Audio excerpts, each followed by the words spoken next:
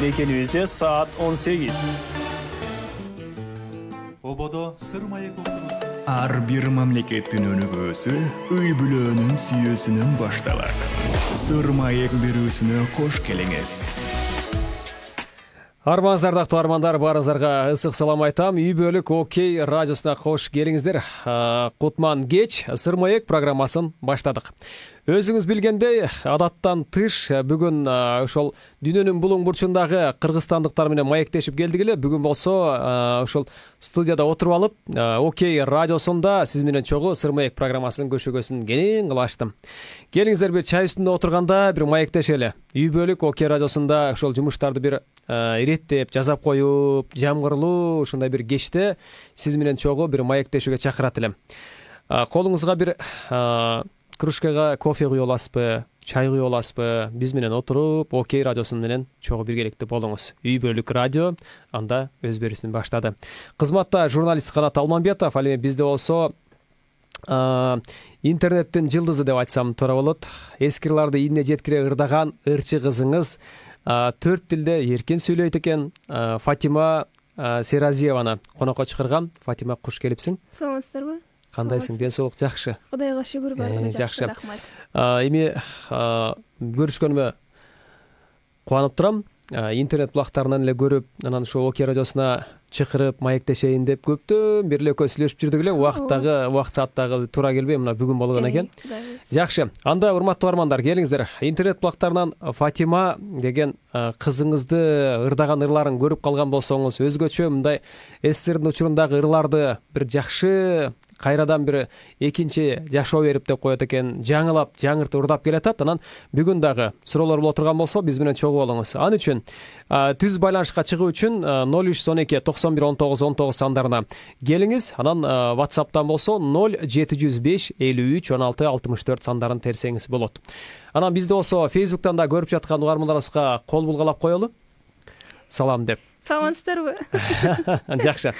Анда баштадык. Эми биринчи эле ушул азыр буга чейин маектериңди көрдүм. 23 жаштасың. Ооба. Ага чейин эмне үчүн ырдап чыккан жоксуң деген суроону баардыгы эле бергиси келсе керек. Негизи өзүң, мисалы мындай да, биздин коомчулукта негизи эле дүйнө жүзүндө бул шоу чөйрөсүндө деп айтабызбы, чыгармачылыкта таланттуу балдарды кичинекей кезинен эле таап алат да, элчи. Анан сенде эмнеге мындай болду? Биринчиден бул Кудайдын буйругу болуш керек. Экинчиден мен атайлап чыкпай койгон жерим жок. Буга чейин эле ырларды жаздырып интернетке чыгарып жүргөм. Ошол убакыты сааты 8 мартта келиптир. Жанагы служебный романдагы ырда келип, ошондо элди көрүп, анан бөлүшө баштап, Канча жаштан баштап ошондо? 23 эле жашымдан 23 жаштан. Жок, ага чейин мисалы мында ага чейин деле ырдап жүрчүмүн. Анан кийин жанагы орустар айткандай узкий круг деп коет го. Тааныштар, жумуш боюнча, окуу боюнча ушулар адамдар билчү, ырдаганды бөлүшүп деле жүрүшчү, бирок ушундай чоң аудиторияга тараган эмес. Эмне үчүн? Билбейм, мүмкүн көрүшкөн эместир. Көрүшкөн эместир. Балким мисалы же балким өзүңдүн каалооң болгон эместир. Бүгүнкүдөй. Мына бүгүн болсо чакырыктан чакырык түшүп, кол бошобой ушундай болот да? Ооба. Мүмкүн. Өзүм уялганыман, мүмкүн ошол нерсени кыла албай жүргөндүрмүн. Азыркы учурда Кудайга шүгүр, баардыгы жакшы. Эми биз ойлонуп койгон менен баары бир нерсенин өзүнүн убакыты сааты келип чыкканда гана ошол нерсе чыгат экен. Анан кийин мүмкүн ошонун убакыты сааты ошол күнү келип чыккандыр. Уялчаксызбы? Кээде уялчак эле мен. Кайсы учурда мисалы?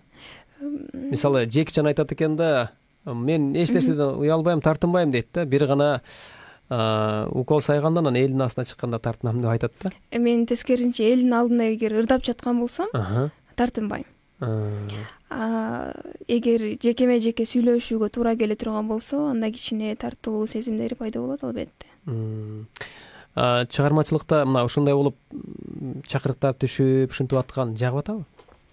Эми эгер билимдүү, акылдуу журналисттер болсо, анан өзүнүн кызыкчылыгын көздөбөгөн, чындап колдоо көрсөтүүгө аракет кылган журналисттер болсо, алар менен албетте ошолорго чыккан жанагы орустар айтмакчы взаимностью ответишь деп коет го, ошолорго чалса жооп берип, өзүнө жакшы мамиле кылып, өзүмө жакшы мамиле кылып, баягы интервьюларына барып атам. Эгер жанагы алмалап жылмалап эптеп эле чыгарып алсам болду, жаңы чыгып келатыптыр деген журналисттер жок эмес. Мен өзүм байкаштырып атам. Журналисттер кандайсыңар?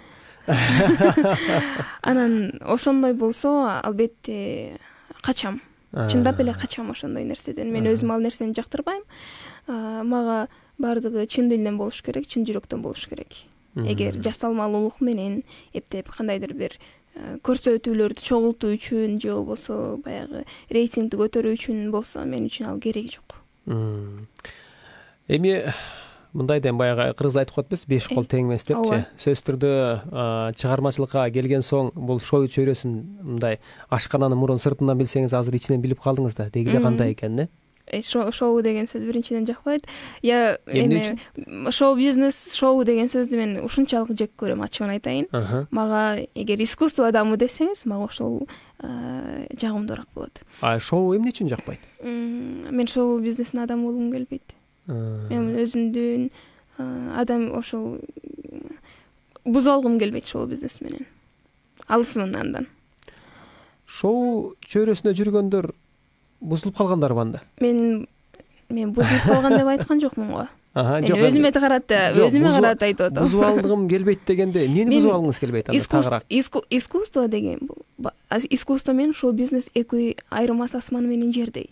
Мен шоу бизнеске кетип, искусствого болгон мамилемди, сыйымды кетирип алгым келбейт. Ошону бузуп алгандан корком. Чыгармачылыкты, да. Жакшы. Негизи эле үйдөгүлөр чыгармачылыктан мындай алыс деп калдыңыз, э? Мисалы, мындай болот экен да, адамдын баары бир ошо чыгармачылыкта же тага жагынан, тайке жагынан, же байке жагынан келет экен да, бир негизи бирөө болот экен. Сизде такыр эч ким болгон эмес. Менде эч ким болгон эмес, ошон үчүн мен дайыма айтып келем, баардыгы Кудайдан деп. Жакшы. Ошо чыгармачылык туугандарда чогултуп эле сизге берип койгон туурабы да, жараткан. Жакшы. Анан бул эми бүгүнкү күндө бизде баарыбыз билебиз, ар ким өзүнүн курагына жашырдайт. Мисалы мен ошол өзүмдүн учурумдагы чоңойгон ырларды дайым, ар ким. Сиздики ушул СССР учурундагыдай болуп атат да. Мунун себеби эмнеде? Биринчиден мен өзүм жакшы көрөм. Негизи ырдын сөздөрүнө, баягы музыкасына ушунчалык маани берем. Анан кийин ал ырларды угуп атканда мен элестетем, ар бир сөзүн ушунча сиңирип алганга аракет кылам. Анан кийин албетте жагат. Жүрөктөн өткөрөсүң да. Анан өзүмө жаккан үчүн дагы ошолорду угам, албетте мага жардам берет. Мүмкүн ушундай совет учурундагы кинолорду көрүп, ырларды укканым үчүн мен баягы жашоого болгон көз карашым азыркы жаштарга карагандача башкачараак. Мисалы меники түшүнүгүм, мисалы үй бүлөгө болгон түшүнүк башкача, адамдарга кылган мамиле боюнча түшүнүгүм башкача, билим берүү боюнча ошол учурдагылар мага жакын да. Совет учурундагы түшүнүк искусство болгон. Сонун ойду баштадыңыз, сонун сөздү баштадыңыз. Ошол учурдагы түшүнүк мага жакыныраак. Мүмкүн кээде тамашалап айтып калам, мен аябай кечтөрүлүп калгам деп. Жакшы. Ушул эми биз эми үй бүлөлүк радио болгондуктан ушу үй бүлөгө, Советтер Союзундагы ошол учурдагы үй бүлөгө болгон мамиле башкача дедиңиз. Кандай? Эми азыр кандай болуп калды? Мисалы, менин байкашыма караганча, үй бүлөлөрдө, көпчүлүктөрдө жанагы ата-эне менен баланын ортосунда менин оюм боюнча мурун кандайдыр бир сый, анан кийин ушунчалык сезимтал мамилелер болуп, урматтоо менен мамиле кылган ушундай сыяктуу мамиле болгон да. Азыркылар болсо андайдан кичине алыс, кичине эле эмес, бир топ эле алыстап калыптыр. Азыр болсо тең тушундагы мамиле кылгандай мамиле кылат келгөптөр. Бирок эми ал ар бир үй бүлөнүн өзүнүн иши. Баягы четтен карасаң бирок жакшы көрүнө бербейт.